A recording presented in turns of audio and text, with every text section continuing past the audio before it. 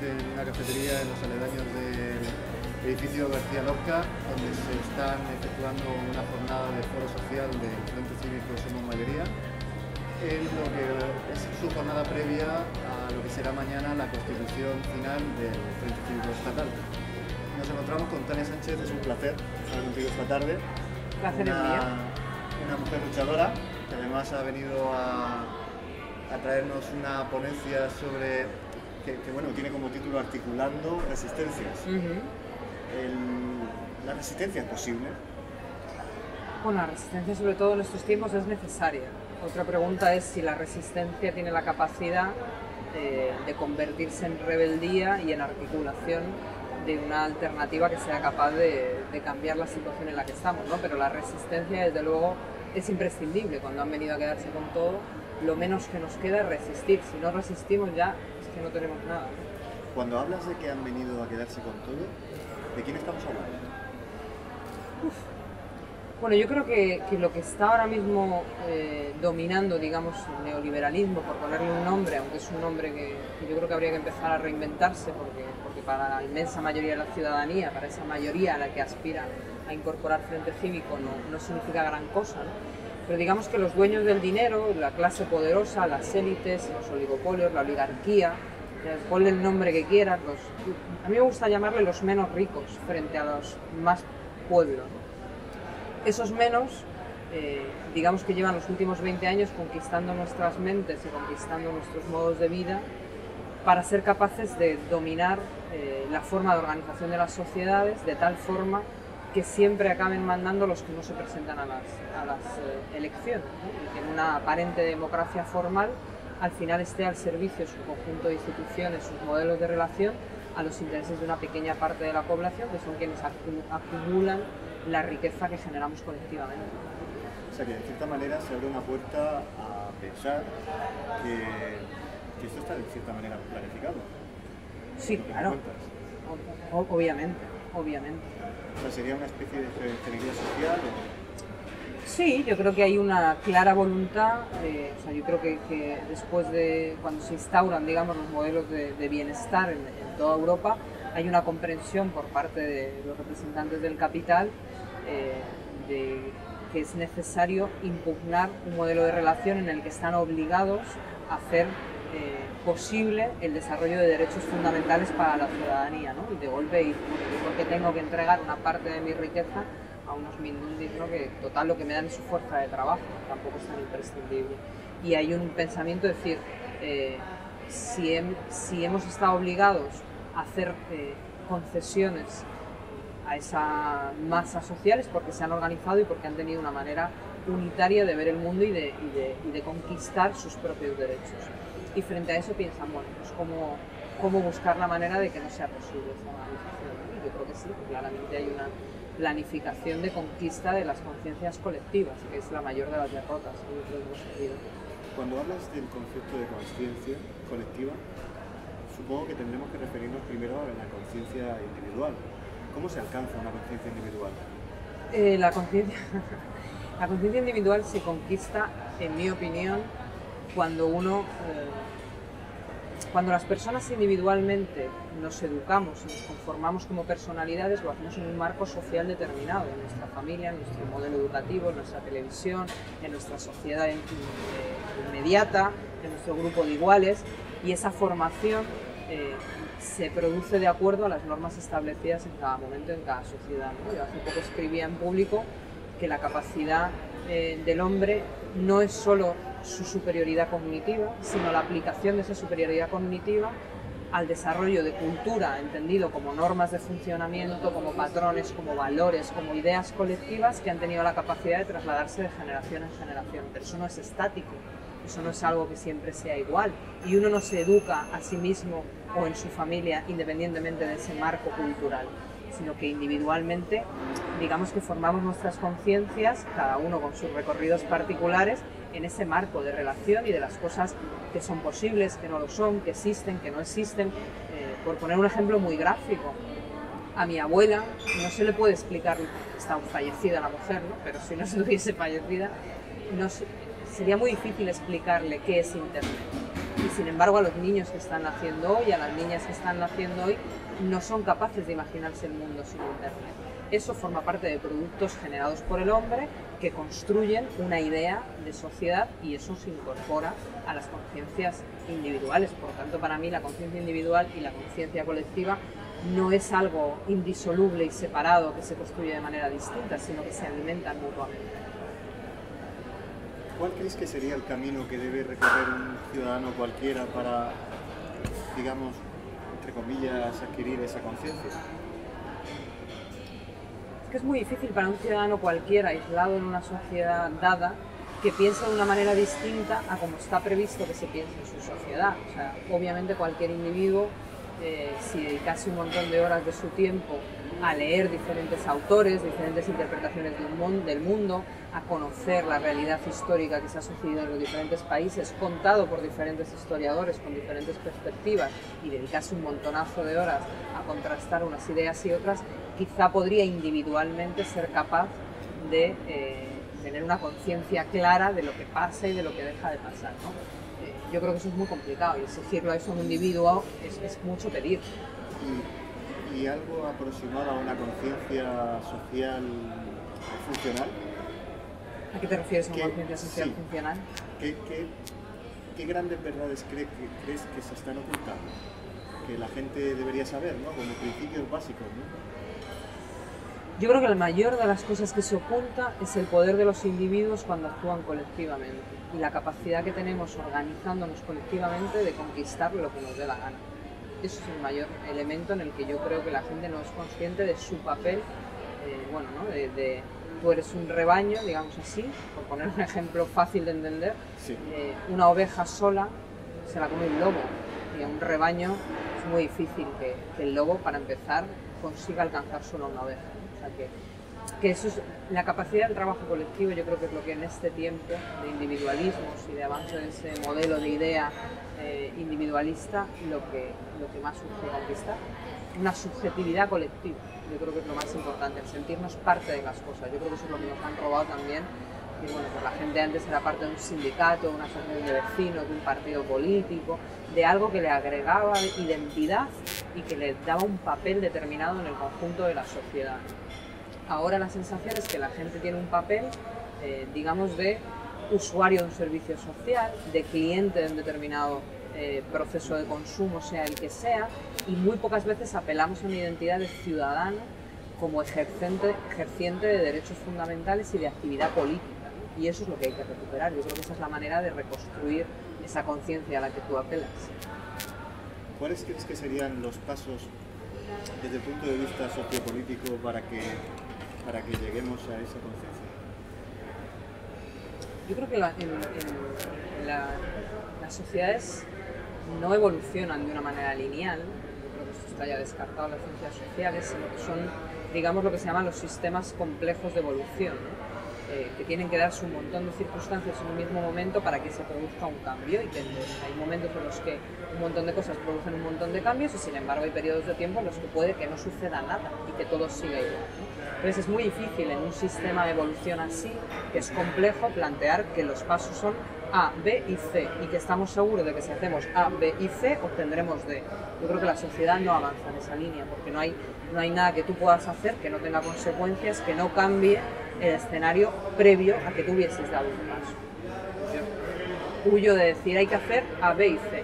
Yo creo que hay elementos de nuestro entorno, digamos, de pensamiento de la izquierda en el que empezar a aprender qué cosas han funcionado, qué cosas no han funcionado y en qué se han basado determinados procesos, ¿no? Y si miramos los procesos de Latinoamérica, que yo he hecho mención también en la ponencia, con toda la distancia que hay de concepción, de idea, de modelo, ¿no? Si miramos los procesos vemos que una de las claves fundamentales de éxito de los procesos constituyentes es la articulación de la sociedad desde la base, desde la colectividad cotidiana, desde el cambio de la cotidianidad, desde que sea imaginable, lo he contado también en la charla, lo que pasaba cuando yo llegué a este municipio a vivir, y es que los padres se organizaban no para comprar individualmente el material de sus hijos en el cole, sino para tener una cooperativa de material escolar que dotase a toda la clase de su hijo del material que necesitase.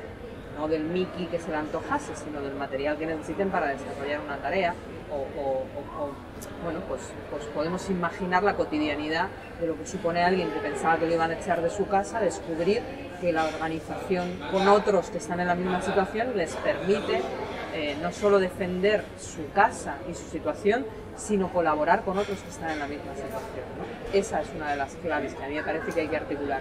¿Qué pasa? Que eso no puede ser exclusivamente el trabajo y olvidar que por muy articulado que esté eso hay que transformarlo en poder, y el poder ahora mismo está obviamente en el ámbito de los mercados, de los dineros y de las instituciones supranacionales, pero también hay un poder institucional nacional que tiene que actuar en eso, que tiene que ponerse del lado de eso y que hay que conquistar. Y por tanto, digamos que los trabajos desde la base también tienen que tener una visión de que esa movilización popular genere una propuesta electoral creíble, aceptable, ilusionante y que construya una subjetividad pueblo capaz de tomar ese poder, ¿no? Y no es tanto, obviamente, desde mi organización planteamos que es necesario frentes amplios por los que concurrir a las elecciones, también desde el realismo, decir, bueno, no está lo suficientemente maduro el trabajo desde abajo, hay que seguir trabajando, aunque nosotros y muchas otras organizaciones tengamos claves electorales en lo inmediato,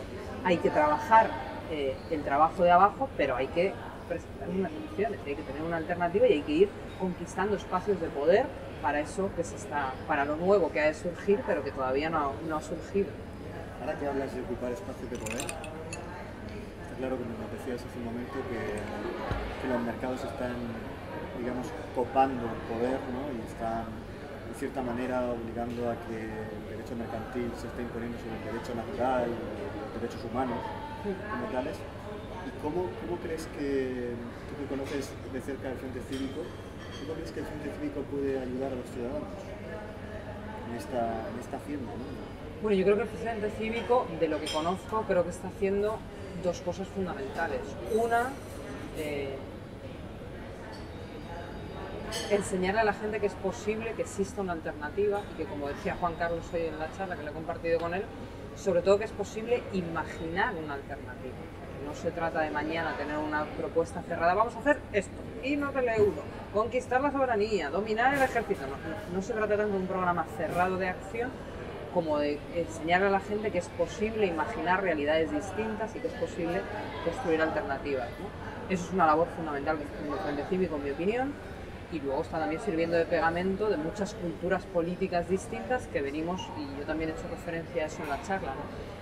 Digamos que nosotros estamos, por decirlo de alguna manera, en la primera fase de un posible frente popular, que es intentar aglutinar a los elementos organizados de la sociedad, ¿no? A la izquierda, por decirlo de alguna manera. Pero hay que saber que eso no es el objetivo final, o sea, no se trata de que todos aglutinemos en una organización única, sino que eso tiene que ser capaz de apelar a la mayoría social a involucrarse en un proceso de cambio.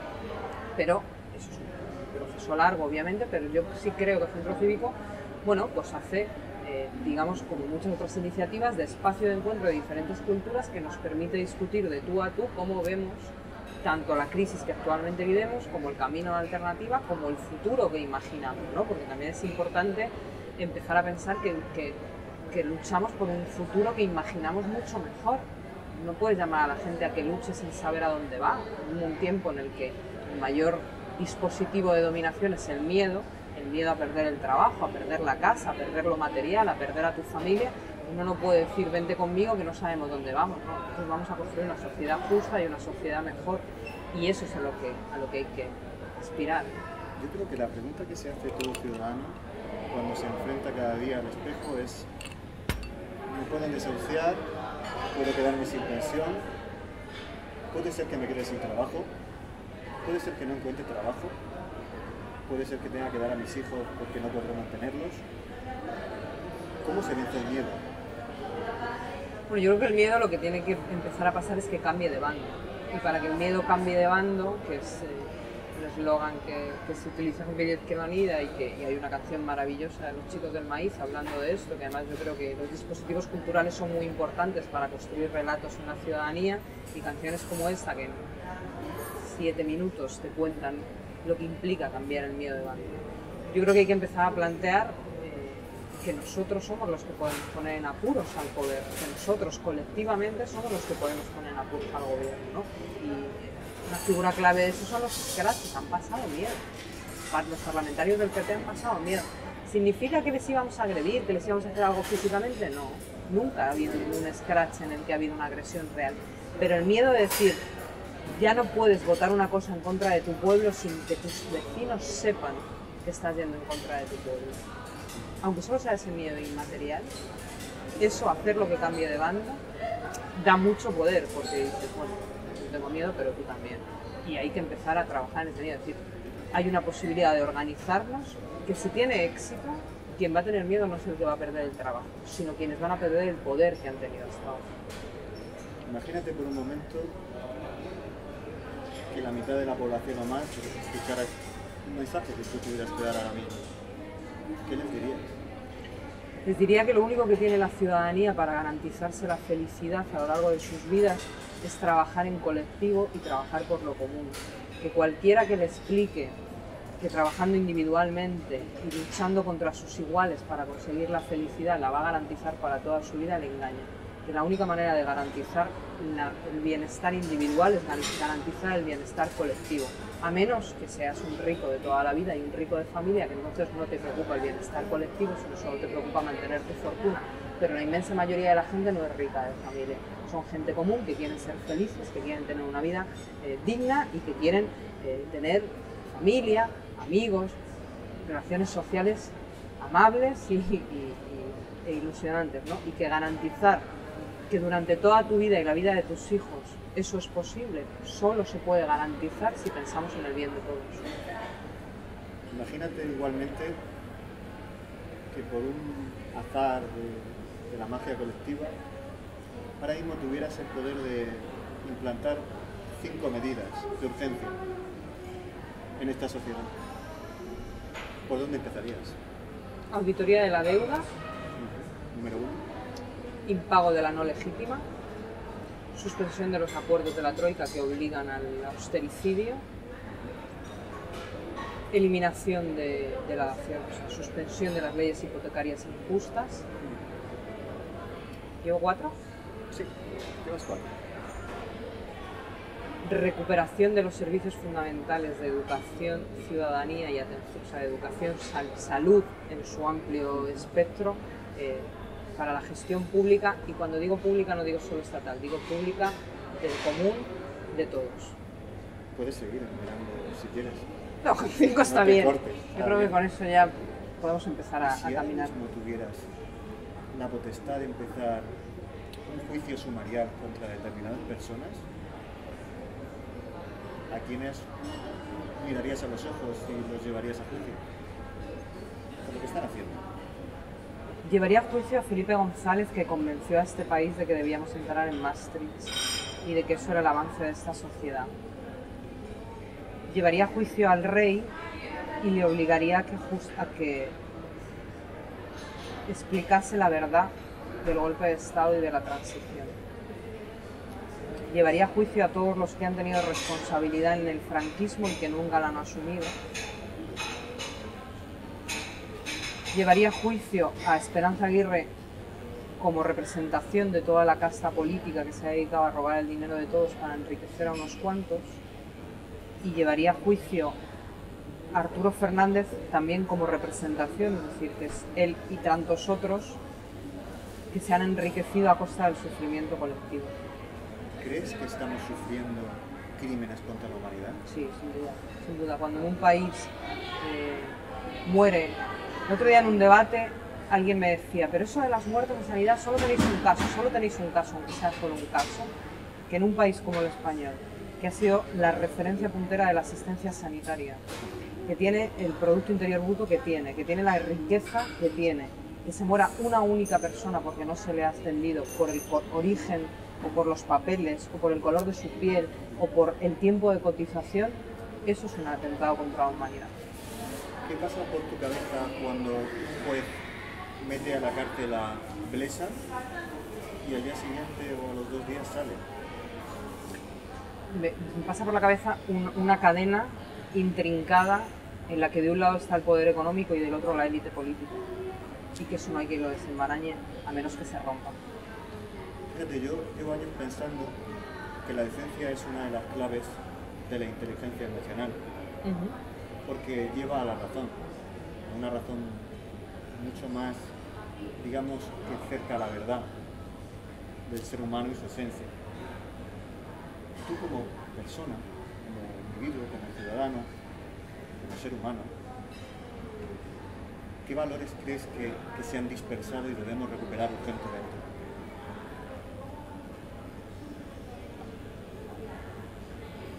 Lo primero es decir que la corrupción yo no creo que sea un problema de moralidad individual. O sea, yo creo que hay un sistema corrupto porque hay unos intereses que defender y que eso lo arrolla todo. Y no es porque alguien sea más moral o menos inmoral, es que el sistema exige la inmoralidad para funcionar, es su gasolina, por decirlo de alguna manera. Y yo creo que el valor fundamental, creo que es la fraternidad. Creo que es el valor fundamental que hemos olvidado. ¿Cómo lo aplicarías socialmente? En entender que hay una vieja fórmula que yo estudié educación social y he trabajado con niños y tal, y en esas cosas a través del juego se trabajan mucho estas cosas de los valores, ¿no? Y la lógica, hay una de las claves de la educación en valores, que son todos los juegos destinados a demostrar que la lógica de competencia y de competición es menos fructífera para el colectivo que la lógica de colaboración. Entonces, nosotros estamos en un sistema de suma cero, por decirlo así, ¿no? De que puede que uno gane, pero el coste de su victoria es tal que a mí me parece que no ha ganado nada. Y hay que ir a un sistema, lo que llaman los americanos el win to win, ¿no? El yo gano para que tú ganes. Es decir, hay que generar una idea mucho más empática y fraternal en la que entender que yo puedo ganar mucho, pero si para ganar tengo que destruirte a ti, estoy perdiendo, porque estoy perdiendo valores, estoy perdiendo potencial, porque estoy perdiendo entorno, porque estoy perdiendo un montón de cosas, ¿no? Y hay que ir a una lógica en la que ganamos más si todos ganamos, siempre se gana más. Cuando tú estás en un grupo y tienes que hacer una tarea, si eres capaz de entender los objetivos de cada uno de los elementos del grupo, las tareas, las necesidades que tienen, vas mucho más lejos que si quieres imponer tu objetivo, tu tarea y tu necesidad y lo que tú quieres ganar, ¿no?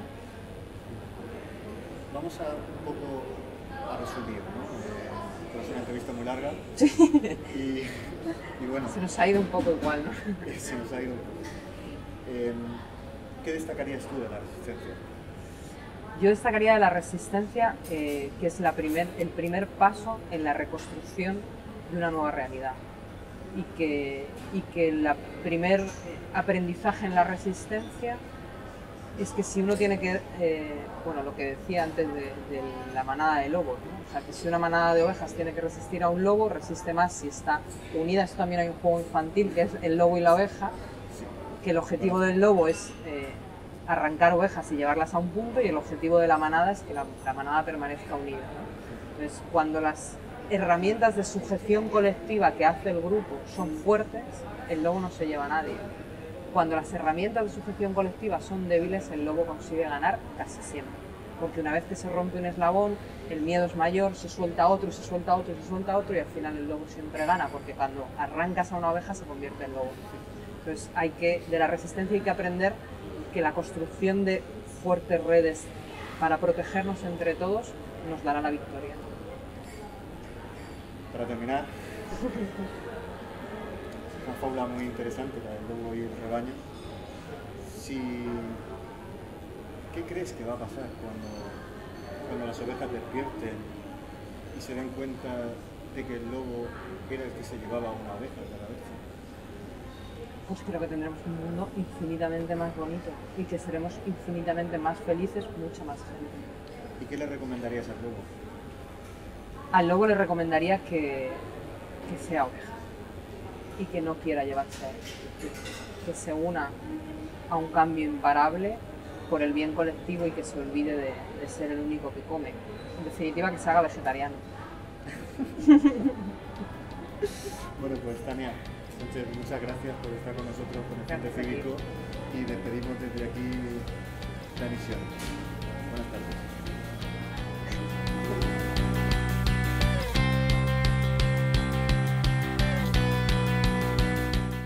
casi cualquiera que haya ido al campamento ha jugado algún juego cooperativo en el que ha entendido rapidito que la cooperación avanza más rápido.